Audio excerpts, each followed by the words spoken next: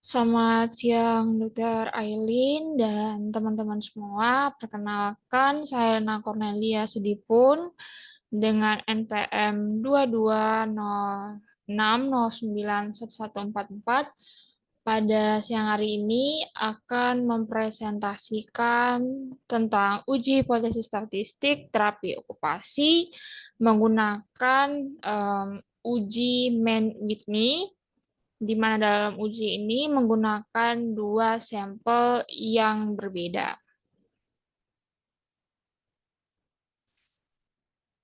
Uji Mann-Whitney-UTS itu bisa dikenal juga sebagai uji Wilcoxon-Ransom, di mana uji ini itu menggunakan uji statistik non-parametrik yang digunakan untuk membandingkan dua sampel atau kelompok.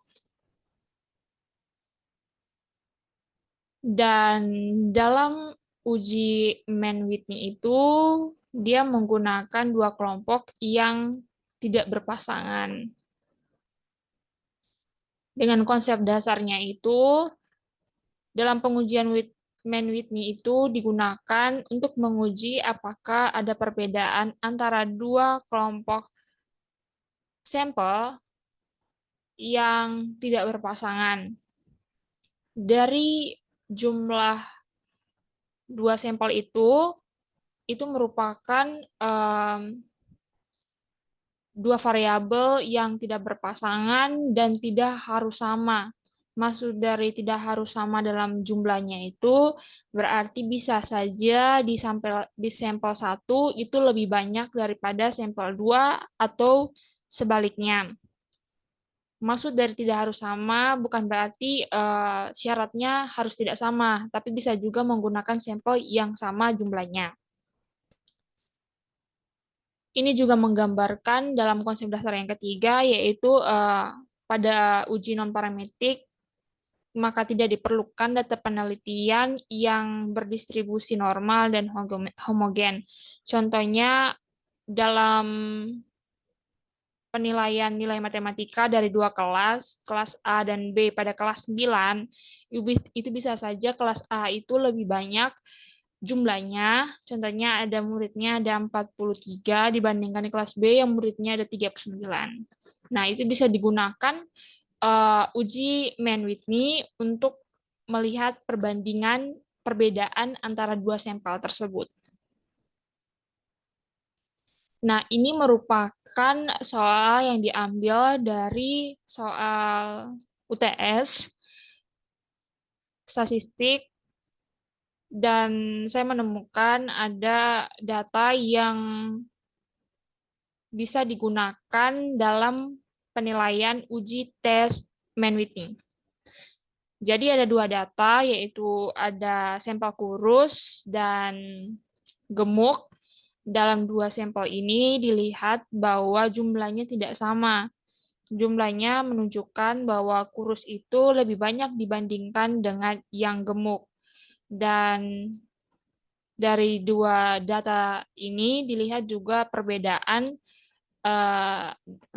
sampel dari yang kurus dan yang gemuk. Maka dari itu, dari soal ini tuh dilihat apakah ada pengaruh pengeluaran energi ekspenditur itu terhadap kelompok wanita yang kurus dan gemuk.